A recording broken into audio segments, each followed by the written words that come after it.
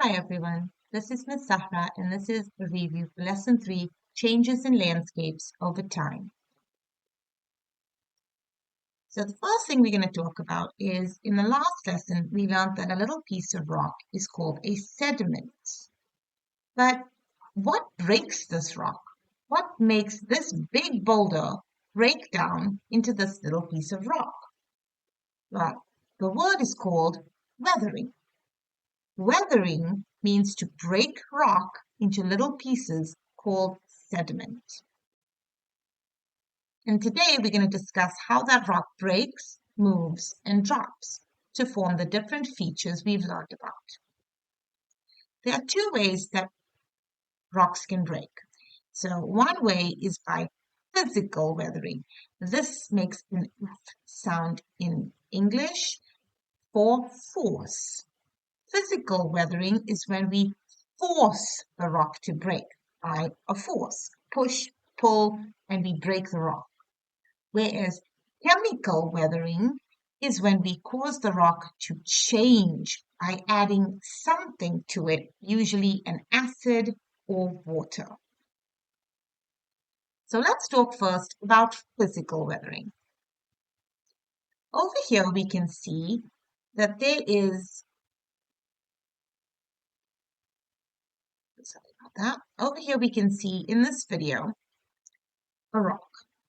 And we're going to zoom in a little bit on a piece of this rock because over here we can see that the rock is breaking. And how that happens is it has a little crack.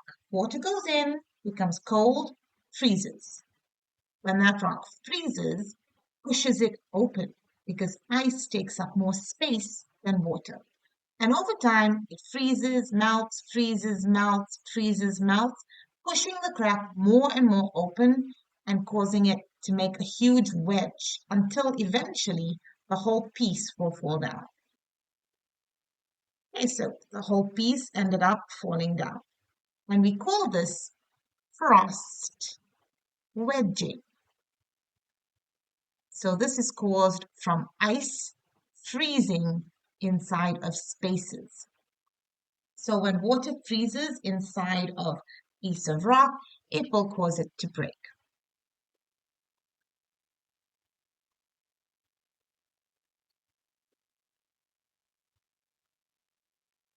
So let's talk about the word abrasion. Abrasion means when one thing hits another thing and makes it break. And this happens over here, we can see when rocks bump each other. So we did an experiment in class where we shook up some marbles and some chalk. And we saw how the marbles, which were harder, caused the chalk to break because they were bumping into each other. So abrasion can happen because of wind pushing things into each other, and it can also happen because of water pushing into each other. Another way it can happen is because of gravity. Gravity pulls everything down. As the rocks fall and bump in each other because of abrasion, it makes the rocks break. So we spoke about four things. Let's go over them again. Number one, water freezing can make rocks break. Then we spoke about two different types of abrasion, abrasion with water and wind, and I also mentioned gravity. And now we're going to look at two more, animals and plants. As animals build their homes, they dig into the ground and break it using force. Plants' roots also break the ground as they move around inside of the ground. They break it open, and this causes physical weathering as well. All of this type of weathering uses force to break rock. Now let's talk about chemical weathering. In chemical weathering, there are changes to the minerals in the rock. So let's look at four examples. One thing that can change the rock is water. As the water mixes with rocks, it forms some sort of reaction and it weakens the rock, makes the rock become softer as it changes what it's made of. Another way is when oxygen and iron with water mix together and they end up making a substance called rust. And rust also makes rocks become weaker and crumbly and they break very easily. You've probably seen rust like this. If you've ever seen something made of iron or has nails on it and it's left outside, you see that it turns into this orange color and becomes weak. This is also rust. Then we have reactions with acid. When acid falls onto a rock, it can change what it's made of, and it's kind of like it eats the rock up and makes holes in it. If you go past Chibble Hafid, you will find there are a lot of holes that look like this in the rock, and that comes from the acid in the rain. As it falls down on the rock, it makes these holes in it. We did an experiment in class where we put vinegar, tar, onto the rock, the chalk, and we saw how it made holes inside of it. And the last thing are some type of organisms like lichens. Lichens are living things that grow on rocks and their bodies make acid. And that acid from their body also causes rocks to break. A lichen looks like this.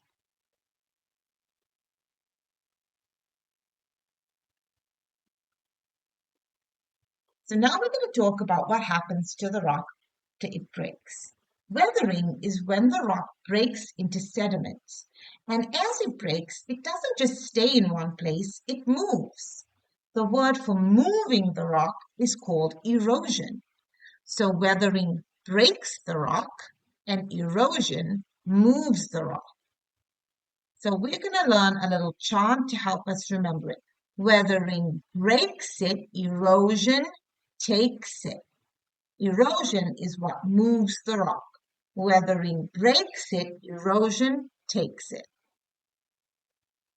It doesn't just keep moving forever.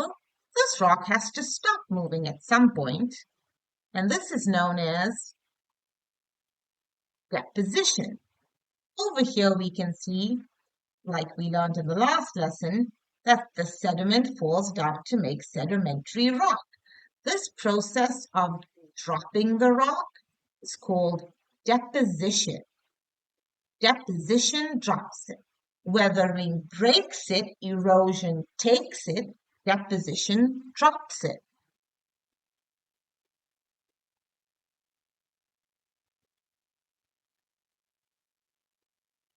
So let's look at different things that can cause rocks to move, break, and drop. So over here we can see a rock that's dropping down. And this rock is dropping down because of gravity. And when it drops down, it will form something like what's shown in the picture, pieces of rock on the ground. So this is formed because of gravity moving and dropping the rock, which is called erosion, deposition. Over here we can see wind moving the sand. And as the wind blows the sand around, it has to move it somewhere and drop it somewhere. And this is how we get sand dunes. The wind erodes, it moves the sand through the air, and then it will drop it to form sand dunes. So these sand dunes are formed from the wind. Now we have some waves. Near the ocean, the waves hit the rocks. And as they hit the rocks, they cause it to break. And if there's a big arch and it keeps hitting on that spot, it will break the rock in the middle, forming a sea arch. So over here, we can see a sea arch. It's formed from waves crashing and hitting into this rock. Water also moves inside of rivers, and we know that a river over many years can make a canyon. But as it's moving and breaking the rock, it's also taking the pieces away. So erosion is when it's taking and moving those little pieces. And then it has to drop it somewhere. And when it drops it, it forms these pieces of land known as deltas at the mouth of the river. So deposition of the sediment at the mouth of a river makes a delta. let's talk about ice. Big pieces of ice. They have mountains made of ice. We call them glaciers. And these glaciers, which are mountains made of ice, move over the land sometimes. And as they move over the land, they are huge. They scratch at the land and pull pieces of the land with them. And eventually they will melt. And those little pieces of land they pulled will fall down somewhere. But these big scratches we see in the land are from the ice moving down the land. They scratch into the land as they move down.